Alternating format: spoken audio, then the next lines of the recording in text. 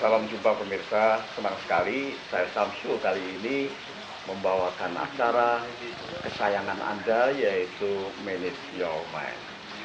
Nah, ada keistimewaan di episode kali ini karena saya berkesempatan mengunjungi sebuah kediaman umat Budi yang lokasinya ada di Batu Riti. Nah, kebetulan saya juga bersama Bante Tejapuno, beliau yang mengarahkan ke kediaman Bapak dan Ibu, kalau boleh tahu. Putu Hartana. Pak Putu Hartana. Bapak Putu Hartana. Ya. Ya. Terima kasih Bu, Ya, diberi kesempatan ini untuk berbincang-bincang sama Bante Teja dengan pemirsa Dhamma TV yang ada di rumah. Nah, ini pemirsa, Batu Riti ini sebetulnya hawanya juga tidak berbeda dengan di Malang, cukup sejuk. Nah, tetapi kalau sejuknya kan nemenen ya dingin. Ini saya bersama Bante Teja, juga bersama pemilik rumah ini akan berbincang-bincang tentang tema pada hari ini. Itu sesuatu yang mungkin pemirsa juga masih awam terhadap istilah ini. Tentu di acara ini Bante Teja akan menjelaskan sejelas-jelasnya walaupun tidak tuntas, Bante ya, yaitu tentang patidana. Patidana ini sebetulnya mirip-mirip kirim dongo. Nah, itu kalau di Jawa itu kirim doa terhadap para leluhur. Nah, kita tanya saja ke Bante Teja. Bante Teja, patidana ini pemirsa ini masih awam sebetulnya. Walaupun nanti mungkin materinya itu mirip tapi beda. Ya, kira-kira patidana itu apa? Mirip dan tidak sama. Mirip tidak sama, serupa tapi tidak sama. Iya. Jadi memang ini sebenarnya materi yang sudah sering dibahas juga dan dilakukan juga. Tapi terkadang kita melakukan itu secara tradisi. Ya, yang penting mengikuti saja. Tapi arti makna yang sesungguhnya terkadang tidak dijelaskan di situ, sehingga lambat laun dari generasi ke generasi ini tidak berkenan lagi untuk melakukan, karena untuk apa gitu kan. Karena tidak mengetahui dengan sejelas-jelasnya tentang manfaat tentang patidana ini. Nah, sebelum saya sampaikan tentang itu, saya akan coba mengawali dari alam kehidupan ini. Ya. Jadi di Buddhis ini ada alam kehidupan yang menurut literaturnya ada 31 alam kehidupan. Bukan sedikit, tapi banyak. 31 alam kehidupan. Nah, ada alam kehidupan surga, ada alam manusia, ada alam menderita. Tapi tingkatan alam surga itu di dalam Buddhis ada 26 tingkatan alam surga. Ada satu alam manusia, ada alam menderita, 4 alam menderita. Nah, kalau di total semuanya ada 31 alam kehidupan. Semua bentuk kelahiran di alam 31 alam itu, baik yang lahirnya melalui kandungan, lahirnya melalui kelembapan, lahirnya melalui telur, ataupun kelahiran secara spontan, semua makhluk apapun yang dilahirkan dia pasti mengalami kematian. Jadi tidak ada yang lahir kemudian tidak mati, tidak ada. Kelahirannya itu sendiri sudah disertai dengan kematian, termasuk juga kita. Jadi kita waktu lahir itu sudah disertai dengan kematian, yang artinya kematian bisa terjadi kapanpun pada diri kita. Nah, ada yang terlahir di alam manusia, ini adalah kelahiran yang menguntungkan sekali.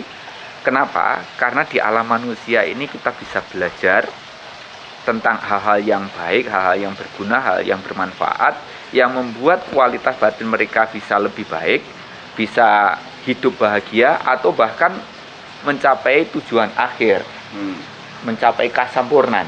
Itu tujuan umat Buddha adalah mencapai kesempurnaan, bukan mencapai kebahagiaan surgawi. Karena menurut ajaran Buddha, surga ini juga tidak kekal, tidak abadi. Alam manusia juga tidak kekal, tidak abadi. Alam menderita pun juga tidak kekal, tidak abadi. Nah, kalau kita dalam menjalani kehidupan sebagai manusia ini sembrono, tidak hati-hati, karena perbuatannya, maka ia bisa menderita dalam kehidupannya sekarang. Setelah meninggal dunia, mereka bisa terlahir di alam menderita. Ya, di alam menderita itu bisa dikatakan dari mulai di alam yang lebih rendah dari alam manusia, ada alam peta, ada alam binatang. Kemudian ada alam peta, ada alam asura, ada alam neraka. Jadi di bawahnya alam manusia ada alam binatang. Ini masih bisa kita lihat ya. Kadang-kadang besar-besar, tapi ada yang binatang itu tidak nampak juga, tapi mereka terlahir di alam binatang.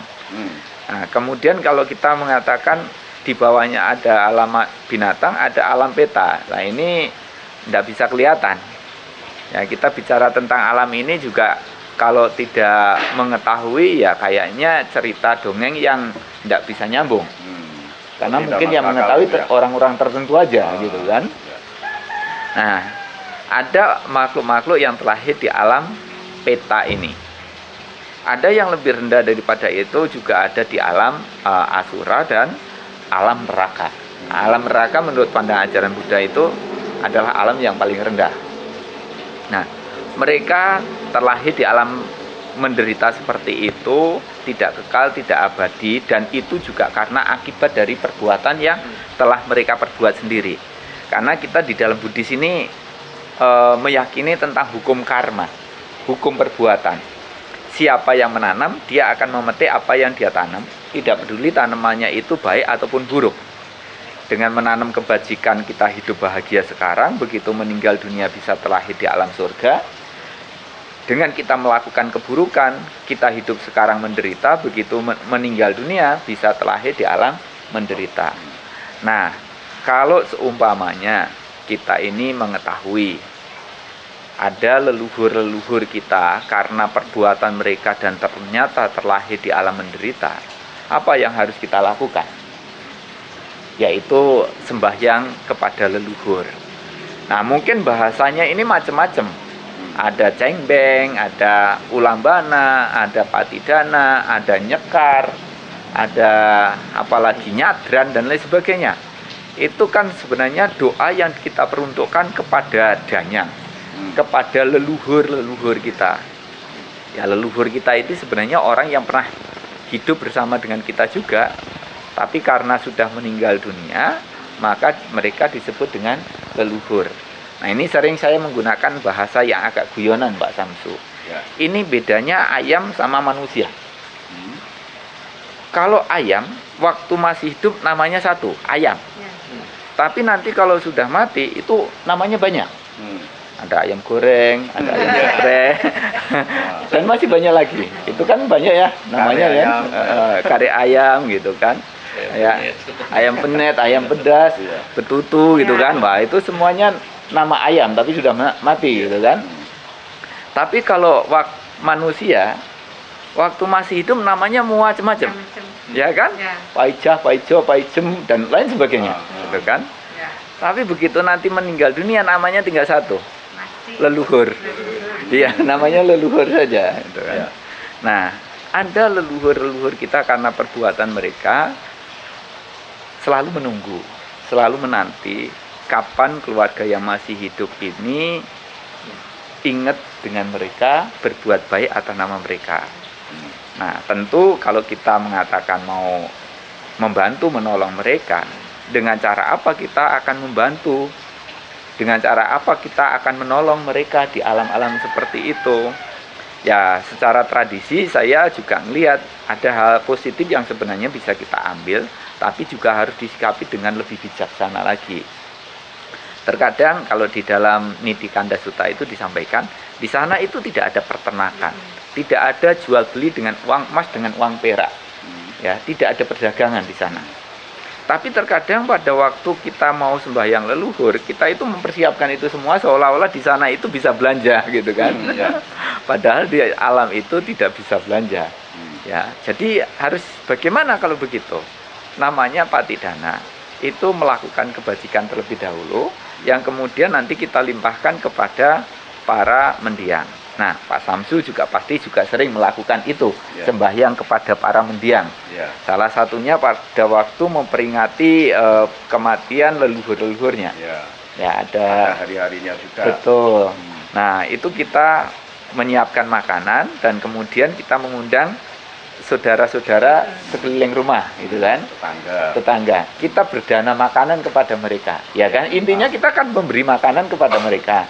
Nah, nilai kebajikan inilah sesungguhnya yang kemudian kita kirimkan kepada leluhur kita. Itu yang berguna. Apakah dengan cara itu aja? Saya rasa tidak. Banyak cara juga untuk kita mau melakukan kebajikan yang nantinya kita bisa limpahkan kepada para mendiang. Karena di dalam Buddhis ini kebajikan dari mulai yang terkecil sampai yang terbesar, dari yang terendah sampai yang tertinggi itu disampaikan. Tergantung dari kita punya keyakinan, punya kebijaksanaan dan kemampuan dan kemauan.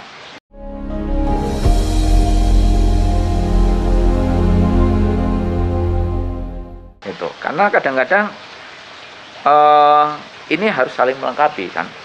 Orang yakin tapi tidak bijak. Orang yakin, orang bijak. Tapi kemudian tidak ada kemauan, ya sama aja kan, tidak bisa dilakukan. Jadi memang harus saling melengkapi ya. Dia punya keyakinan, dia juga punya pengetahuan, dia punya kemampuan dan juga ada kemauan gitu untuk berbuat kebajikan.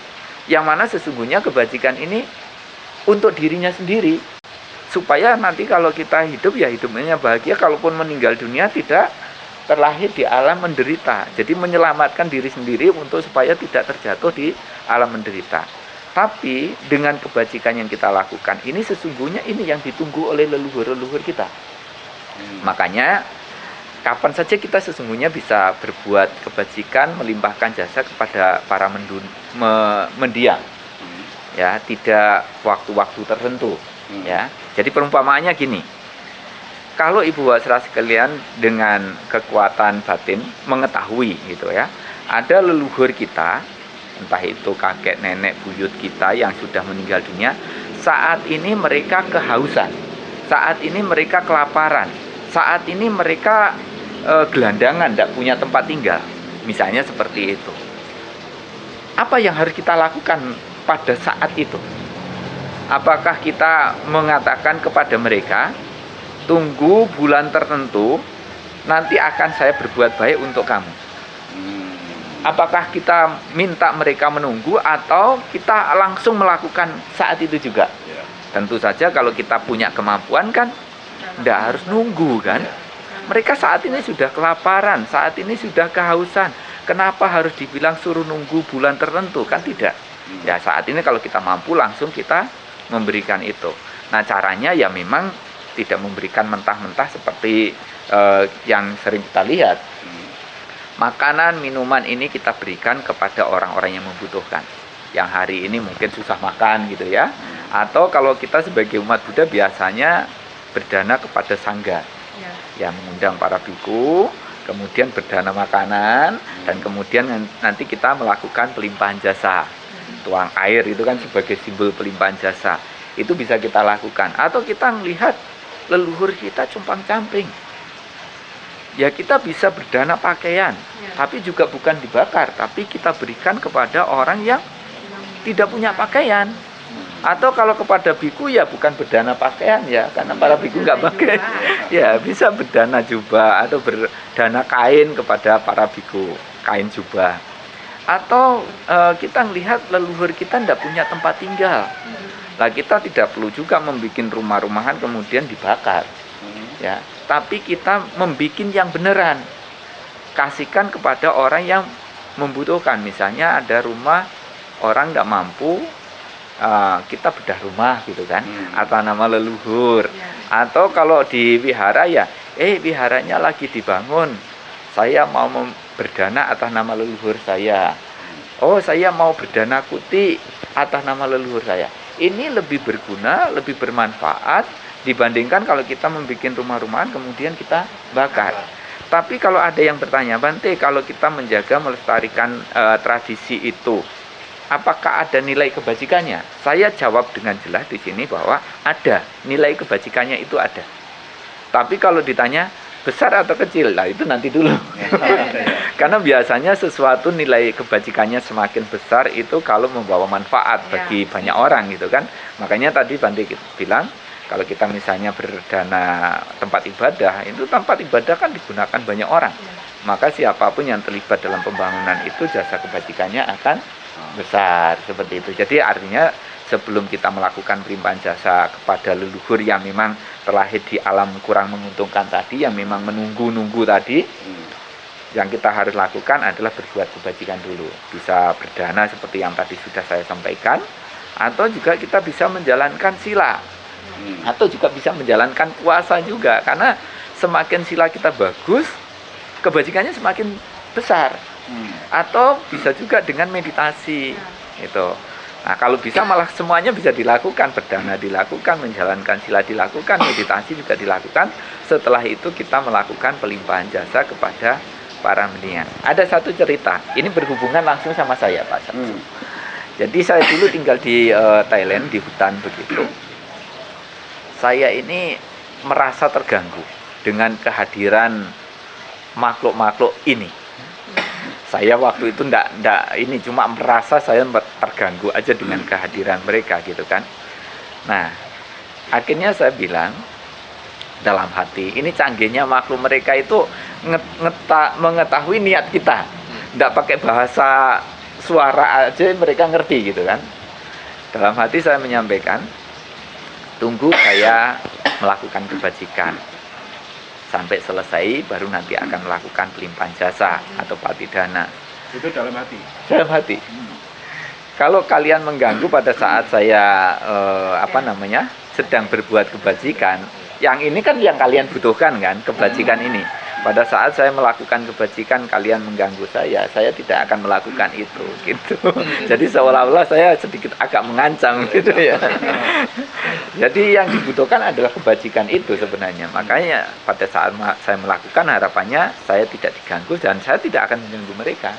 Dan itu menjadi satu kebiasaan sampai saat ini, Pak Samsu, untuk setelah melakukan kebajikan dalam bentuk apapun, saya dalam hati menyampaikan itu. Semoga dengan keyakinan kebajikan yang saya lakukan ini melimpah kepada leluhur-leluhur, kepada semua makhluk yang ada hubungan karma dengan saya. Semoga mereka semuanya ikut senang, ikut bahagia karena kebajikan yang saya lakukan. Itu. Jadi ada kebajikan yang kita siapkan, ada leluhur kita yang memang membutuhkan. Setelah itu ada niatan untuk menyampaikan. Ini perumpamannya kayak lampu inilah ya.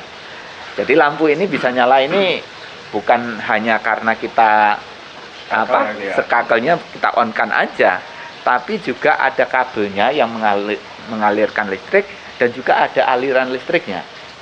Kalau ada kabelnya tapi tidak ada listriknya, nyala enggak? Dan nyala. Ada kabelnya, ada listriknya. Kemudian kita tidak on-kan di sana, sekakelnya tidak kita tombol, tidak nyala juga. Jadi itu saling berkaitan. Jadi ada kebajikan, ini yang kita umpamakan seperti hanya listriknya. Leluhur kita ibaratkan seperti lampunya. Ada listriknya. Kemudian doa kita, kata-kata kita, ini diibaratkan seperti hanya kabelnya. Nah, kemudian tombolnya tadi, sekakelnya itu, niat kita. Jadi ada niat, ada sarana yang kita gunakan untuk menghantarkan dengan doa-doa tadi, dan ada nilai kebajikannya, ada daya listriknya baru itu bisa nyala. Itu perumpamaan yang saya rasa mudah untuk dimengerti ya. Nah, ini sebagai pemantik dari apa yang Bante sampaikan berkenaan dengan patidana. Yang mungkin ada yang mau disampaikan atau ada yang mau ditanyakan, boleh.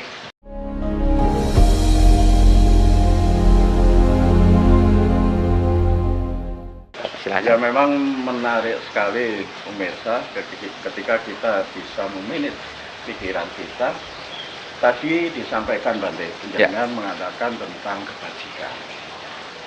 Artinya bahwa kebajikan itu sebenarnya untuk diri kita sendiri. Tetap. Bisa dikatakan memberi tapi menerima. Nah, yang menjadi permasalahan Bante, pemirsa juga masih awam. Ketika kita berbicara leluhur, nah, andai ini kita memberikan satu pelimpahan jasa, tetapi justru ke anak kita.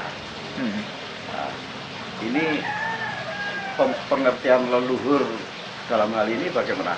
Ketika Bante mengatakan ada alam beberapa itu. Ya. Jadi memang namanya orang hidup itu tidak seperti hanya kita menanam jagung, mana yang kita tanam duluan, kita akan petik duluan, yang tanamnya belakangan, petiknya belakangan.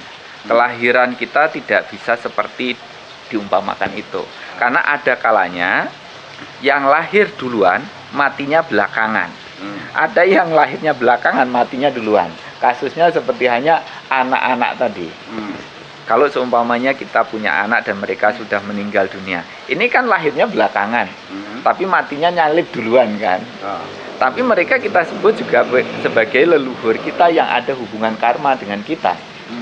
Sehingga kalaupun misalnya mereka membutuhkan pelimpahan jasa dari kita, kita pun juga berbuat kebajikan yang kita peruntukkan kepada orang yang telah meninggal, walaupun itu anak cucu kita gitu kan. Nah, seperti hanya juga ada satu kasus ya. Jadi ada seorang ibu yang ditinggal meninggal oleh keluarganya, dan ini benar-benar tragis sekali.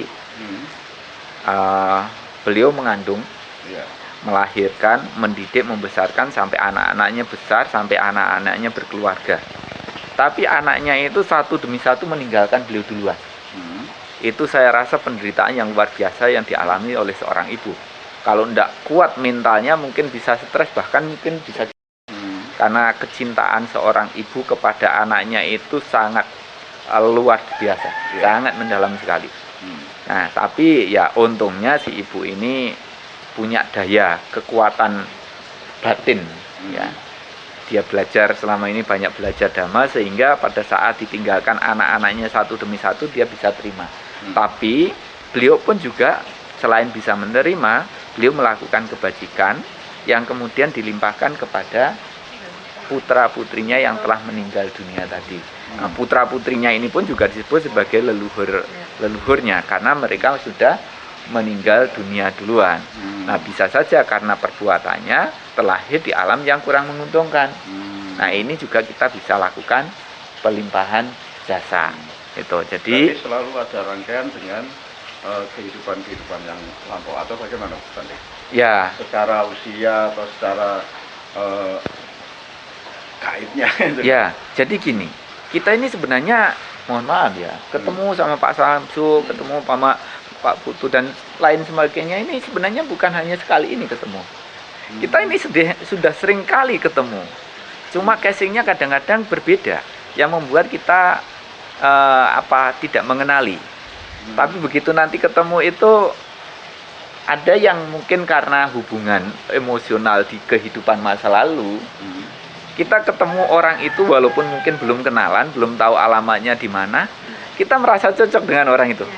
Saya kok ngelihat orang ini nyenengke ya gitu kan, seneng saya itu sama orang itu gitu kan. Ya ternyata itu adalah keluargamu dulu atau pasanganmu dulu, makanya pantas saja kalau ketemu langsung rasanya ada something wrong gitu, langsung ada perasaan tersendiri gitu. Atau kadang-kadang bisa begini, Pak. Ya. Saya kok kayak tahu tuman orang ini. Ya seperti pernah kenal gitu, padahal belum pernah kenal. Nah, sering. Ya. Nah, itu bisa juga seperti yang tadi Bante sampaikan, karena di kehidupan masa lalunya itu kita pernah ketemu. Jadi cuma beda casingnya kan. Ya, tapi sebenarnya ini adalah orang yang pernah kita ketemu, kumpul bersama di kehidupan masa lalunya. Tapi itu yang tadi saya sampaikan itu kan dari segi orang yang kita cintai, yang kita sayangi.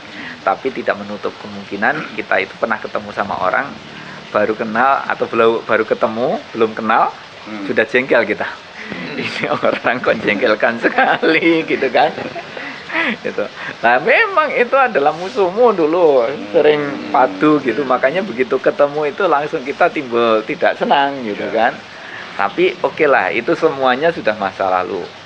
Karena berbicara tentang hal ini bukan berbicara tentang masa lalu aja. kita lebih berbicara tentang kehidupan sekarang. Hidup itu bukan masa lalu, hidup itu bukan masa yang akan datang, tapi hidup itu adalah sekarang. Jadi kalau kita ingin tahu masa yang akan datang kita seperti apa, bagaimana, lihatlah apa yang kita perbuat sekarang.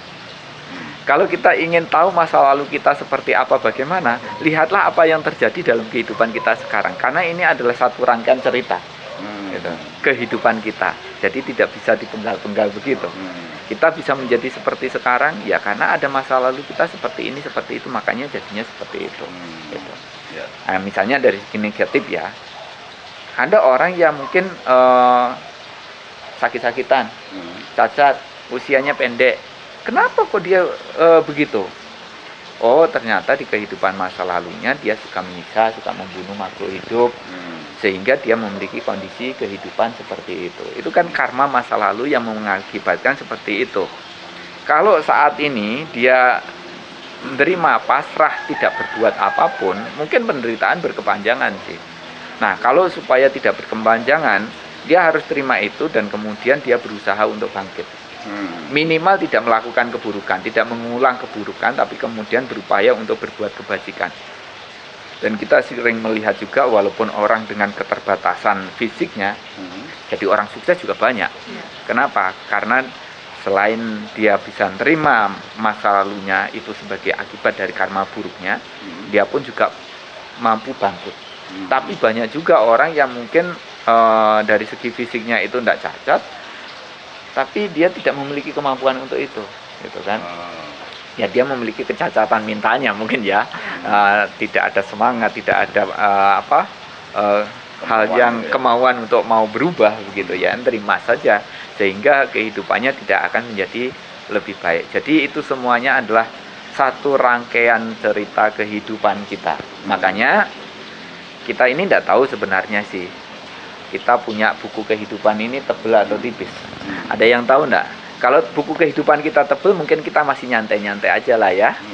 Tapi kalau kita tidak tahu, lebih baik akan segera melakukan sesuatu yang berguna, bermanfaat sebagai bekal perjalanan kehidupan kita.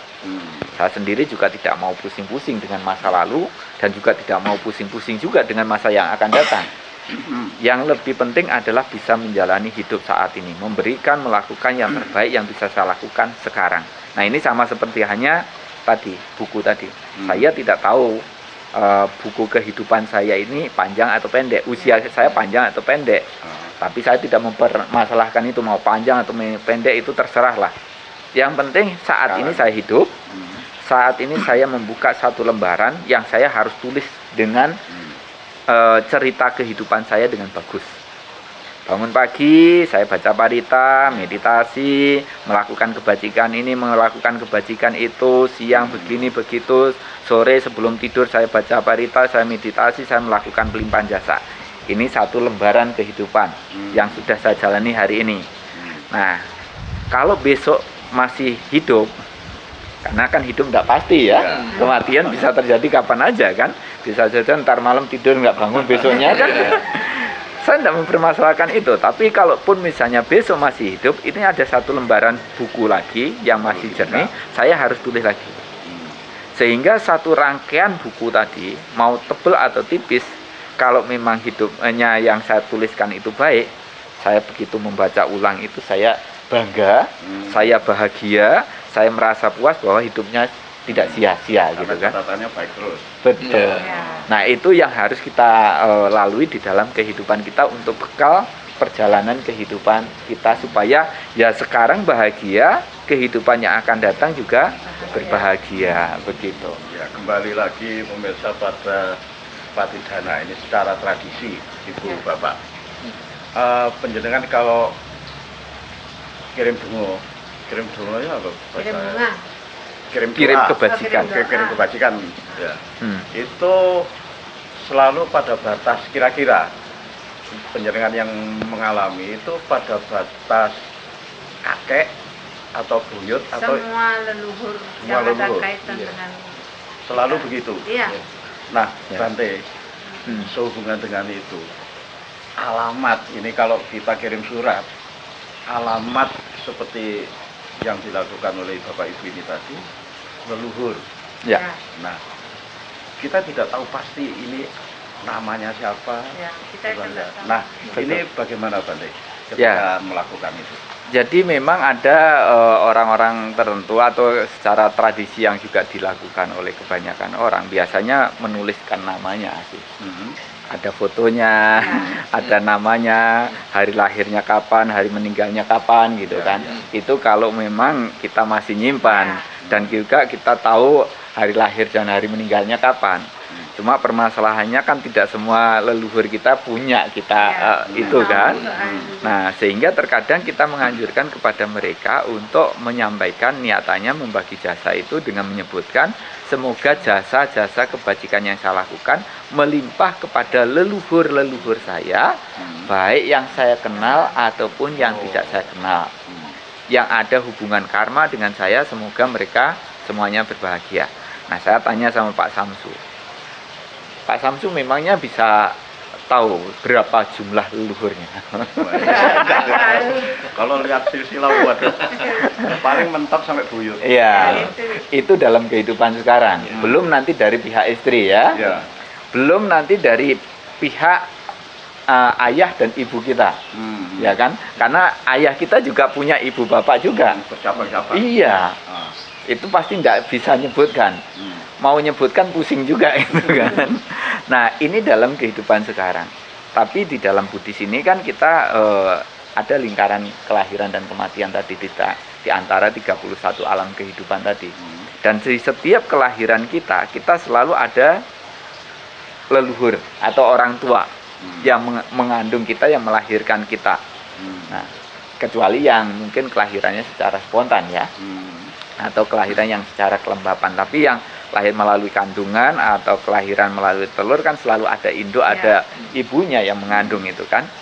Nah, mereka ada sebelum kelahiran kita sebagai Pak Samsu sekarang, mungkin kehidupan masa lalunya di kehidupan dulu kita juga ada ibu bapak kita, ada leluhur-leluhur kita.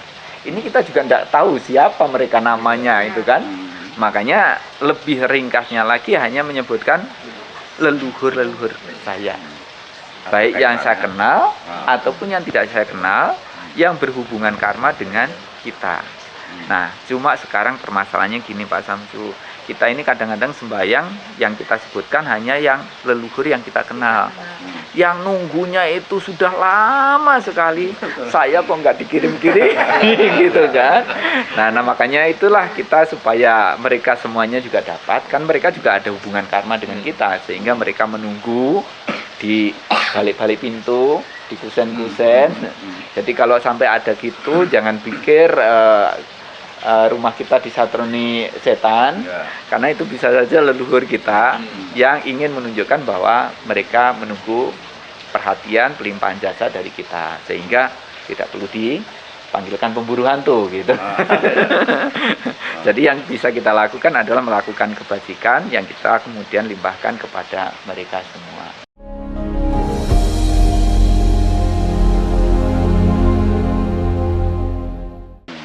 Ya, tentang ini Bante.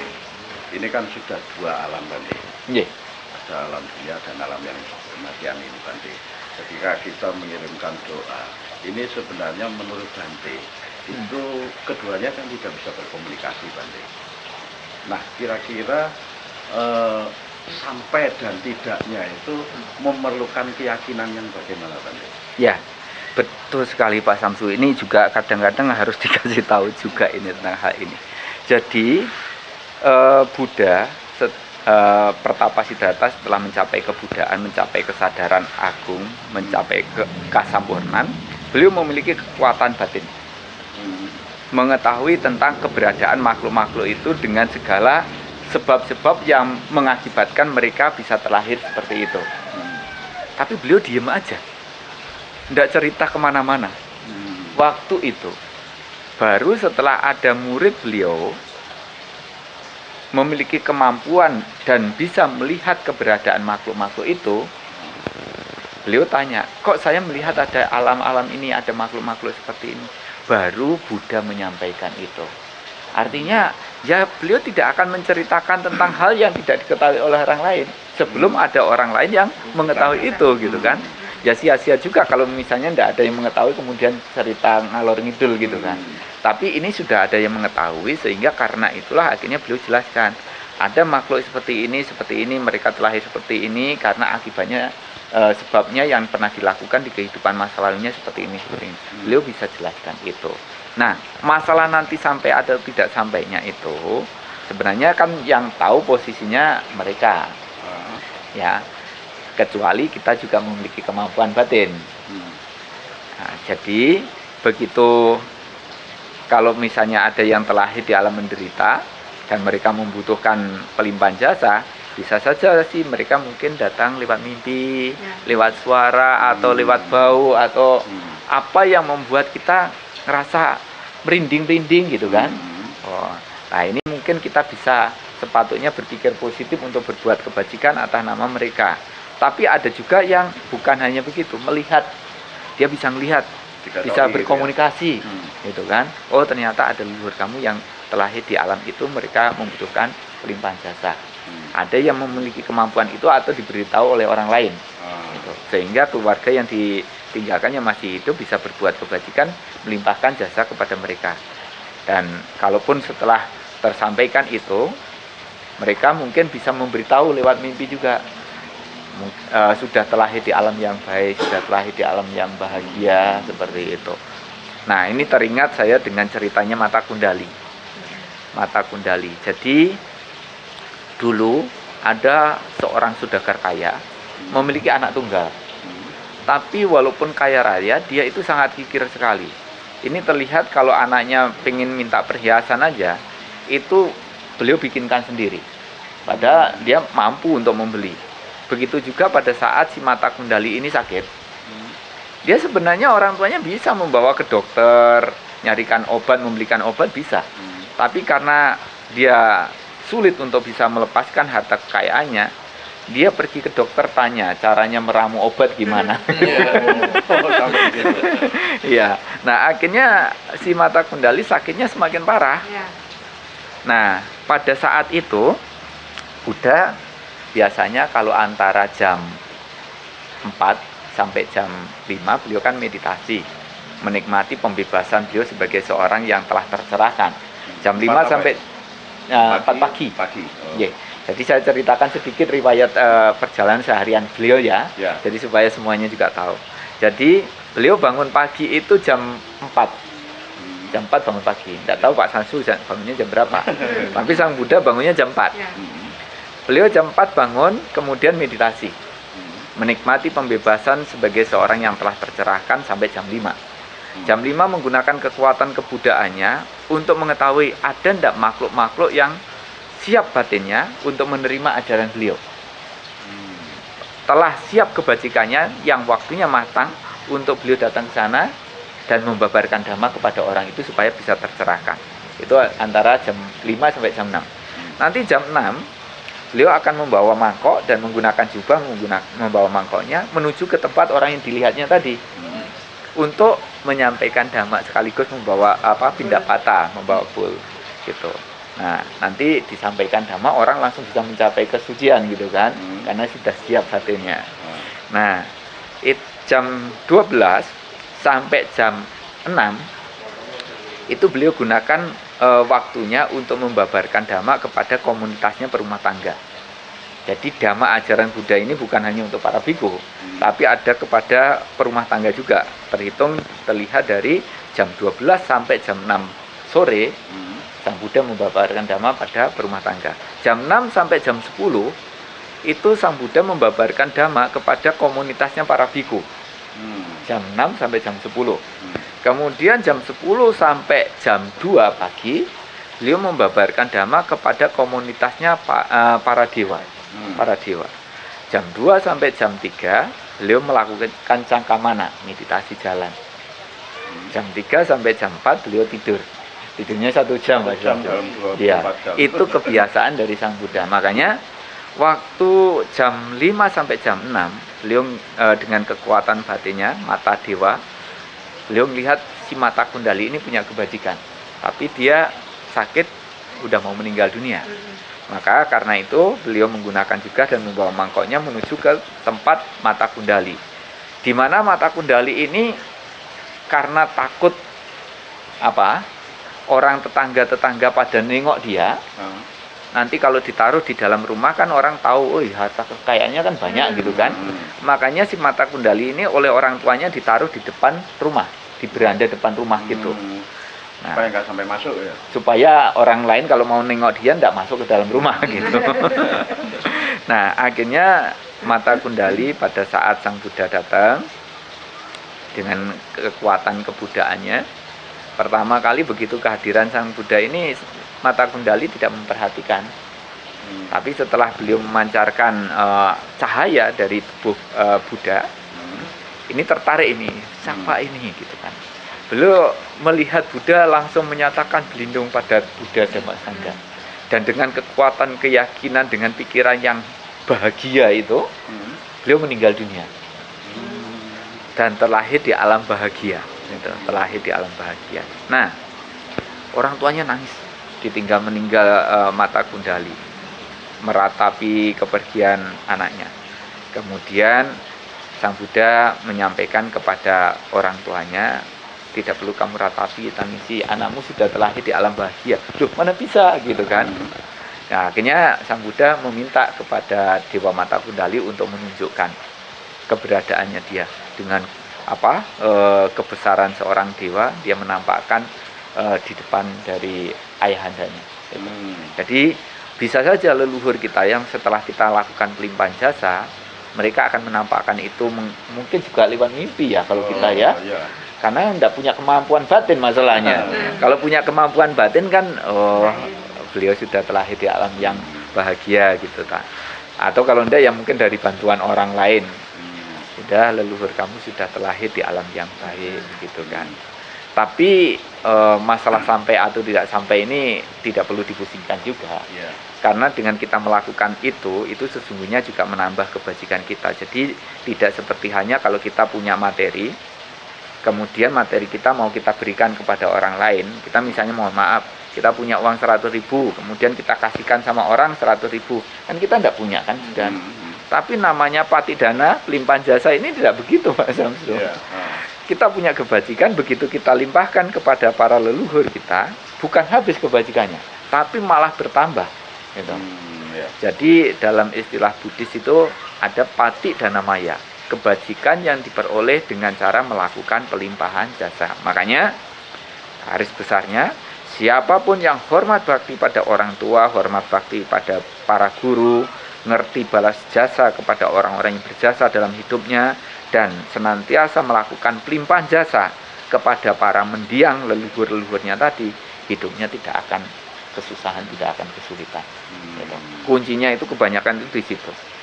Pengen sukses, ya udah kamu hormat bakti sama orang tuamu, hormat bakti sama gurumu, balas jasa sama orang yang berjasa dalam hidupmu, dan jangan lupa kamu selalu berbuat baik yang kemudian kamu limpahkan kepada leluhurmu. Itu nanti bisa sukses itu dunia akhirat. Luar biasa sekali. Ya setidaknya pemirsa kita sudah sedikit, walaupun itu hanya kulit, tetapi kita sudah punya gambaran apa sebenarnya patidana dan pelimpahan jasa. Esensinya dari cerita Bante Teja ini tadi, bahwa ketika kita memberi, sebetulnya kita juga menerima. Terima kasih Ibu Bapak kesempatannya Bante Teja.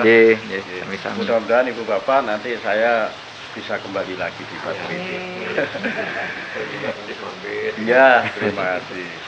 Ya pemirsa, demikian tadi manajemen hari ini, dan saya Samsu beserta seluruh kerabat kerja Dhamma TV berduka mengucapkan terima kasih atas perhatian Anda.